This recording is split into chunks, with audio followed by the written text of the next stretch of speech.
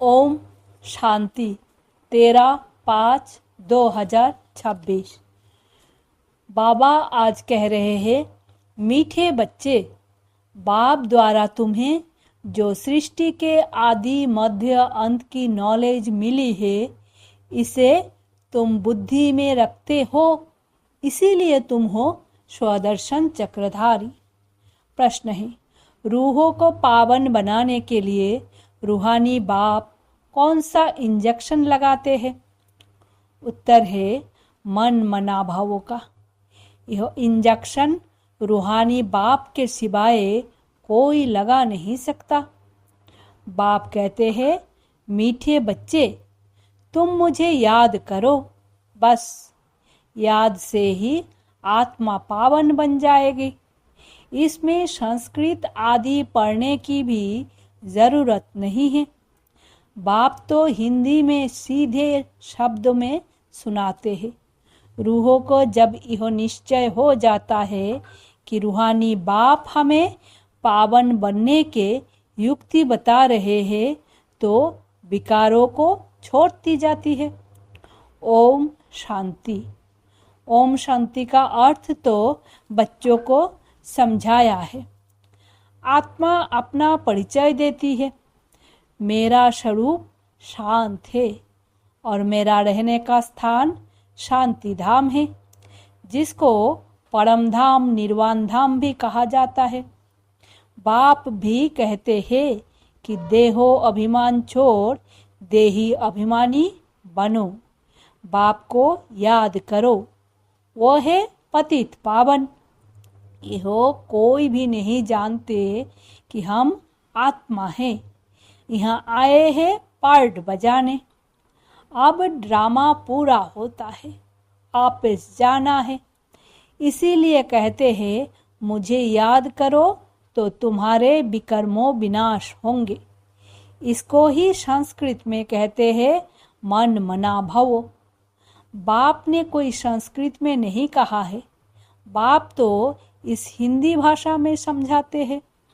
जैसे गवर्नमेंट कहती है एक ही हिंदी भाषा होनी चाहिए, बाप ने भी वास्तव में ही समझाया है हिंदी में। परंतु इस समय अनेक धर्म मठ पंथ होने के कारण भाषाएं भी अनेक प्रकार की कर दी है। सतयुग में इतनी भाषाएं होती नहीं जितनी यहाँ है। गुजरात में रहने वालों की भाषा अलग। जो जिस गांव में रहते हैं वो वहाँ की भाषा जानते हैं। अनेक मनुष्य है, अनेक भाषाएं हैं। सतयुग में तो एक ही धर्म एक ही भाषा थी। अभी तुम बच्चों को सृष्टि के आदि मध्य अंत की नॉलेज बुद्धि में है। यह कोई शास्त्रों में नहीं है। ऐसा कोई शास्त्र नहीं जिसमें यह नॉलेज हो। ना कल्प की आयु का ही लिखा हुआ है, ना किसको मालूम है। सृष्टि तो एक ही है। सृष्टि का चक्र फिरता रहता है। नई से पुरानी, पुरानी से फिर नई होती है। इसको ही कहा जाता है स्वदर्शन चक्र। जिसको इस चक्र का नॉलेज है उसको कहा जाता है स्वदर्शन चक्रधारी। आत्मा को ज्ञान रहता है यह सृष्टि चक्र कैसे फिरता है। वो फिर श्री कृष्ण को, विष्णु को स्वदर्शन चक्र दे देते हैं। अब बाप समझाते हैं, उन्हों को तो नॉलेज थी नहीं। सृष्टि के आदि मध्य अंत का नॉलेज बाप ही देते हैं। ये है स्वदर्शन चक्र। बाकी कोई हिंसा की बात नहीं जिससे गला कट जाए। यह सब झूठ लिख दिया है। यह नॉलेज बाप के सिवाय कोई मनुष्य मात्र दे ना सके। मनुष्य को कभी भगवान कह नहीं सकते, जबकि ब्रह्मा विष्णु शंकर को कभी देवता कहा जाता है। जो बाप की महिमा है वो देवताओं की भी नहीं। बाप तो राजयोग सिखा रहे हैं, ऐसे नहीं कहेंगे बच्चों की भी वही महिमा है जो बाप की है। बच्चे फिर भी पुनर्जन्म लेते हैं, बाप तो पुनर्जन्म में नहीं आते हैं। बच्चे बाप को याद करते हैं। ऊंचे ते ऊंचा है भगवान, वो सदा पावन है। सच बच्चे पावन बन फिर पतित बनते हैं। बाप तो है ही पावन, बाप का वर्षा भी जरूर चाहिए बच्चों को। एक तो मुक्ति चाहिए, दूसरा जीवन मुक्ति चाहिए। शांति धाम को मुक्ति, सुख धाम को जीवन मुक्ति कहा जाता है। मुक्ति तो सबको मिलती है, जीवन मुक्ति जो पढ़ेंगे उनको मिलेगी। भारत में बराबर जीवन मुक्ति थी, बाकी सब इतने मुक्ति धाम में थे। सतयुग में सिर्फ एक ही भारत खंड था, लक्ष्मी नारायण का राज्य था। बाबा ने समझाया है, लक्ष्मी नारायण के मंदिर सबसे जास्ती बनाते हैं। बिरला आदि जो मंदिर बनाते हैं वो यह नहीं जानते कि लक्ष्मी नारायण को यह बादशाही कहाँ से मिली, कितना समय राज्य किया, फिर कहाँ चले गए, कुछ भी नहीं जानते। तो जैसे गुड़ियों की पूजा हुई ना, इसको कहा जाता है भक्ति। आपे ही पूज्य फिर आपे ही पुजारी। पूज्य और पुजारी में बहुत फर्क है, उनका भी अर्थ होगा ना। पतित उनको कहा जाता है जो विकारी है। क्रोधी को पतित नहीं कहेंगे, जो विकार में जाते हैं उनको पतित कहा जाता है। इस समय तुमको ज्ञान अमृत मिलता है। ज्ञान का सागर है ही एक बाप। बाप ने समझाया है, यह भारत ही सतो प्रधान ऊंच ते ऊंच था, अभी तमो प्रधान है। यह तुम्हारी बुद्धि में है, यहाँ कोई राजाई तो है नहीं, यह है ही प्रजा का प्रजा पर राज्य। सतयुग में बहुत थोड़े होते हैं, अभी तो कितने हैं। विनाश की तैयारियां भी होती है। दिल्ली परिस्थान तो बनना ही है, परंतु यह कोई जानते नहीं है। वो तो समझते हैं यह न्यू दिल्ली है। इस पुरानी दुनिया को पलटाने वाला कौन है, यह किसको पता नहीं है। कोई शास्त्रों में भी नहीं है। समझाने वाला एक ही बाप है। अभी तुम बच्चे नई दुनिया के लिए तैयारी कर रहे हो, कौड़ी से हीरे मिसाल बन रहे हो। भारत कितना सॉल्वेंट था, दूसरा कोई धर्म नहीं था।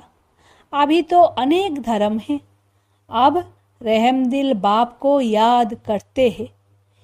भारत सुख धाम था, यह भूल गए हैं। अब तो भारत का क्या हाल है, नहीं तो भारत हेवन था। बाप का जन्म स्थान है ना, तो ड्रामा अनुसार उनको तरस आ जाता है। भारत तो प्राचीन देश है, कहते भी है बराबर क्राइस्ट से 3000 वर्ष पहले भारत स्वर्ग था और कोई धर्म नहीं था। अभी यह भारत बिल्कुल पट आकर पड़ा है। गाते तो है भारत हमारा देश सबसे ऊंच था, नाम ही था हेवन, स्वर्ग। भारत की महिमा का भी कोई को पता नहीं है। बाप ही आकर भारत की कहानी समझाते हैं। भारत की कहानी माना दुनिया की, इसको सत्यनारायण की कहानी कहा जाता है। बाप ही बैठ समझाते हैं। पूरे 5000 वर्ष पहले भारत में लक्ष्मी नारायण का राज्य था, जिन्हों के चित्र भी है, परंतु उन्हों को यह राज्य कैसे मिला? सतयुग के आगे क्या था, संगम के आगे क्या था? कलयुग, यह है संगम युग, जिसमें बाप को आना पड़ता है। क्योंकि जब पुरानी दुनिया को नया बनाना हो तभी मुझे आना पड़ता है, पतित दुनिया को पावन बनाने। मेरे लिए फिर कह दिया है सर्वव्यापी। युगे युगे आता है तो मनुष्य ही मूंझ गए हैं। संगम युग को सिर्फ तुम जानते हो। तुम कौन हो? बोर्ड पर लिखा हुआ है प्रजापिता ब्रह्म कुमार कुमारी। ब्रह्मा का बाप कौन? शिव, ऊंचे ते ऊंच। पीछे है ब्रह्मा, फिर ब्रह्मा द्वारा रचना होती है। प्रजापिता तो जरूर ब्रह्मा को ही कहा जाता है। शिव को प्रजापिता नहीं कहेंगे। शिव सभी आत्माओं का निराकार बाप है। फिर यहाँ आकर प्रजापिता ब्रह्मा द्वारा एडॉप्ट करते हैं। बाप समझाते हैं, मैंने इसमें प्रवेश किया है, उन द्वारा तुम मुख वंशावली ब्राह्मण बने हो। ब्रह्मा द्वारा ही तुमको ब्राह्मण बनाए, फिर देवता बनाता हूँ। अभी तुम ब्रह्मा के बच्चे बने हो। ब्रह्मा किसका बच्चा? ब्रह्मा के बाप का कोई नाम है? वो है शिव निराकार बाप। वो आकर इनमें प्रवेश कर एडॉप्ट करते हैं, मुख वंशावली बनाते हैं। बाप कहते हैं, मैं इनके बहुत जन्म के अंत में प्रवेश करता हूँ। यह हमारा बन जाता है। संन्यास धारण करते हैं। किसका संन्यास? 5 विकारों का। घरबार छोड़ने की दरकार नहीं। गृहस्थ व्यवहार में रहते पवित्र रहना है। माँ में कम याद करो तो तुम्हारे विकर्मों विनाश हो जाएंगे। यही योग है जिससे खाद निकल जाती है और तुम सतो प्रधान बन जाते हो। भक्ति में तो भल कितने भी गंगा स्नान करे, जाप तप आदि करे, नीचे उतरना जरूर है। सतो प्रधान थे, अब तमो प्रधान है। फिर सतो प्रधान कैसे बने? सो सिवाय बाप के कोई रास्ता बता ना सके। बाप तो बिल्कुल ही सहज रीति बताते हैं। माँ में कम याद करो। इहो आत्माओं से बात करते हैं। कोई गुजरातियों व सिंधियों से बात नहीं करते। ये है ही रूहानी ज्ञान। शास्त्रों में है जिस्मानी ज्ञान। रूहों को ही ज्ञान चाहिए। रूहों ही पतित बना है, उनको ही रूहानी इंजेक्शन चाहिए। बाप को कहा जाता है रूहानी अविनाशी सर्जन। वह आकर अपना परिचय देते हैं कि मैं तुम्हारा रूहानी सर्जन हूँ। तुम्हारी आत्मा पतित होने के कारण शरीर भी रोगी हो गया है। इस समय भारतवासी तथा सारी दुनिया नर्कवासी है। फिर स्वर्गवासी कैसे बन सकती है? सो बाप समझाते हैं। बाप कहते हैं, मैं ही आकर सब बच्चों को स्वर्गवासी बनाता हूँ। तुम भी समझते हो बराबर हम नर्कवासी थे। कलयुग को नर्क कहा जाता है। अब नर्क का भी अंत है। भारतवासी इस समय रौरव नर्क में पड़े हैं। इसको सावरेंटी भी नहीं कहेंगे। लड़ते झगड़ते रहते हैं। अब बाप स्वर्ग में ले जाने लायक बनाते हैं तो उनका मानना चाहिए। अपने धर्म शास्त्रों को भी नहीं जानते हैं, बाप को ही नहीं जानते। बाप कहते हैं, मैंने तुमको पतित से पावन बनाया था ना कि श्री कृष्ण ने। श्री कृष्ण तो पावन नंबर 1 था। उनको कहते भी है श्याम सुंदर। श्री कृष्ण की आत्मा पुनर्जन्म लेते लेते अब श्याम बनी है। काम चिता पर बैठे काले बने हैं। जगदम्बा को काली क्यों दिखाती है? ये कोई नहीं जानते। जैसे श्री कृष्ण को काला दिखाया है, वैसे जगदम्बा को भी काला दिखाते हैं। अब तुम काले हो, फिर सुंदर बनते हो। तुम समझा सकते हो भारत सुंदर था। सुंदरता देखनी हो तो आजमेर स्वनी द्वारिका अर्थात स्वनी द्वारिका में देखो। स्वर्ग में सोने हीरे के महल थे, अभी तो पत्थर मित्तर के हैं। सब तमो प्रधान है। तो बच्चे जानते हैं शिव बाबा ब्रह्मा द्वारा दोनों इकट्ठे है। शिव बाबा ब्रह्मा दादा दोनों इकट्ठे हैं। इसीलिए कहते हैं बाप दादा।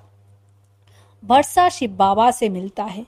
अगर दादा से कहेंगे तो बाकी शिव के पास क्या है? वर्षा शिव बाबा से मिलता है। ब्रह्मा द्वारा विष्णुपुरी की स्थापना। अभी तो रावण राज्य है, शिवाय तुम्हारे सब नरकवासी है। तुम अभी संगम पर हो, अभी पतित से पावन बन रहे हो, फिर विश्व के मालिक बन जाएंगे। यह कोई मनुष्य नहीं पढ़ाते हैं। तुमको मुरली कौन सुनाते हैं? शिव बाबा। परमधाम से आते हैं, पुरानी दुनिया पुरानी शरीर में। कोई को निश्चय हो जाते तो फिर बाप से मिलने के सिवाय रह ना सके। कहे पहले बेहद के बाप को तो मिले, ठहर नहीं सकेंगे। कहेंगे बेहद का बाप जो स्वर्ग का मालिक बनाते हैं, उनके पास हमको फौरन ले चलो। देखो तो सही, देखे तो सही, शिव बाबा का रथ कौन सा है? वो लोग भी घोड़े को सिंगारते हैं, पटका निशानी रखते हैं। वो रथ था मोहम्मद का, जिसने धर्म स्थापन किया। भारतवासी फिर बैल को तिलक दे मंदिर में रखते हैं, समझते हैं इस पर शिव की सवारी हुई। अब बैल पर तो न शिव की न शंकर की सवारी है, कुछ भी समझते नहीं। शिव निराकार है, वो कैसे सवारी करेंगे? टांगे चाहिए जो बैल पर बैठ सके। ये है अंधश्रद्धा। अच्छा, मीठे मीठे सिक्के लदे बच्चों प्रति मात पिता बाप दादा का याद प्यार और गुड मॉर्निंग। रूहानी बाप की रूहानी बच्चों को नमस्ते। हम रूहानी बच्चों की रूहानी मात पिता बाप दादा को याद प्यार गुड मॉर्निंग और नमस्ते। धारणा के लिए मुख्य सार। पहला, बाप से जो ज्ञान अमृत मिलता है, उस अमृत को पीना और पिलाना है। पुजारी से पूज्य बनने के लिए विकारों का त्याग करना है। दूसरा, बाप जो स्वर्ग में जाने के लायक बना रहे हैं, उनकी हर बात माननी है। पूरा निश्चय बुद्धि बनना है। वरदान है, अनुभव की विल पावर द्वारा माया की पावर का सामना करने वाले अनुभवी मूर्त भवो। सबसे पावरफुल स्टेज है अपना अनुभव।